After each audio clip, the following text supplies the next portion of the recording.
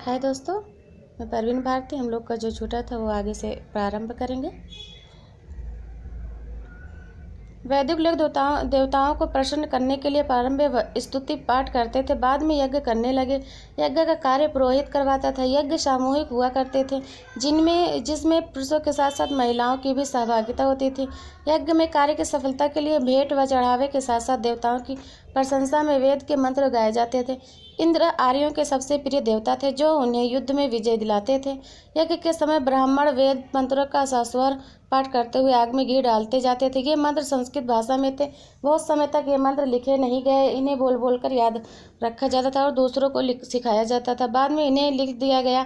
आज हम ऋग्वेद के मंत्रों को पढ़कर आर्यों के जीवन की कई बातों को जान सकते हैं। वैदिक कालीन समाज। वैदिक कालीन सभ्यता का आधार परिवार था। परिवार का वरिष्ठ पुरुष सदस्य इसका मुखिया होता था, जिसको कुलप या गृहपति कहा जाता था। आरंभ में आर्य 3 वर्गों में विभाजित थे: राजा, पुरोहित तथा अन्य जन।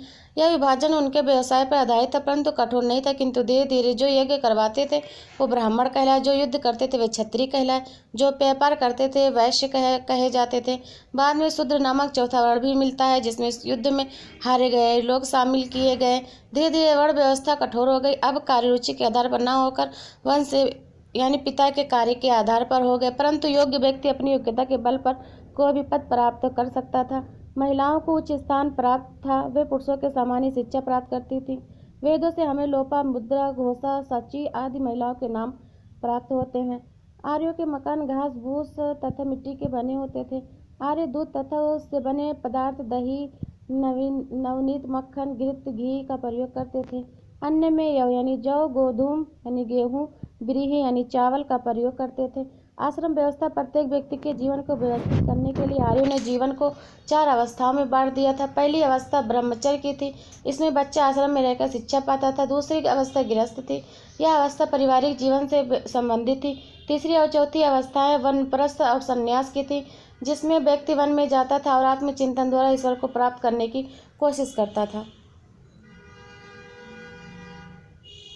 विद्यार्थी गुरुकुल में रहकर शिक्षा प्राप्त करते थे। वेदों के साथ गणित, ज्यामिति, ज्योतिष, भूगोल, सैन्य विज्ञान तथा शिल्प आदि की शिक्षा दी जाती थी।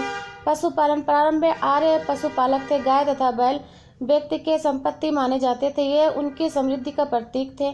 गाय का प्रयोग वस्तु को खरीदने में किया जाता था। गाय को पवित्र पशु माना जाता था। वेदों में इसे अघन्या कहा जा गया है। पड़ियों आसपास किसान द्वारा गाय चुरा लेने के कारण कई बार युद्ध प्रारंभ हो जाता था। आर्य उन्हें दस्यु कहा करते थे। शिल्प। आर्य पशुओं से संबंधित व्यवसाय जैसे ऊन काटना, घोड़े से रथ जोतना, लकड़ी की वस्तुएं बनाना, मिट्टी के बर्तन, हस्तशिल्प, धातु कर्म का प्रयोग करते थे। धातु को आयस कहते थे। ऋग वैदिक काल में इन्हें तांबा कांसा का ज्ञान था। लोहे का ज्ञान उत्तर वैदिक काल में हुआ। विज्ञान एवं औद्योगिकी। आर्य को सूर्य, चंद्रमा, पृथ्वी व नक्षत्रों की गतियों का ज्ञान था। वे ज्यामिति आकृति में परिचित थे। ऋग वैदिक काल से उत्तर वैदिक काल में आए परिवर्तन। ऋग वैदिक काल, उत्तर वैदिक काल। जीवन गतिशील था। जीवन स्थायी हो गया। राजा का पद वंशानुगति नहीं था। राजा का पद वंशानुगत हो गया।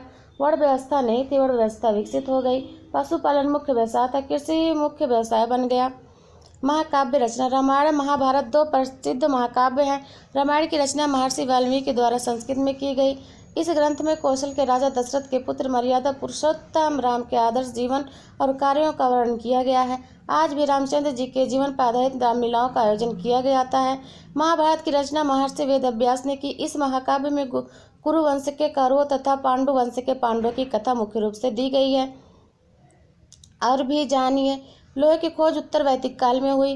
वैदिक काल से पूर्व चित्रात्मक लिपि थी। अब ध्वनि के आधार पर अक्षरों का विकास होने लगा। अक्षरों को मिलाकर शब्द और शब्दों को मिलाकर वाक्य बनने लगे थे। ब्राह्मण ग्रंथ। इनकी रचना यज्ञ के विधान तथा क्रियाओं को समझने के लिए की गई। प्रत्येक वेद के अपने अपने ब्राह्मण ग्रंथ हैं। उपनिषद। इन्हें वेदांत भी कहा जाता है। इनकी संख्या 108 है। भारत का आदर्श वाक्य सत्यमेव जयते मुंडोपनिषद से लिया गया है। दोस्तों, ख़त्म हो गया है। हाँ दोस्तों, मेरे चैनल को सब्सक्राइब और लाइक ज़रूर करिए।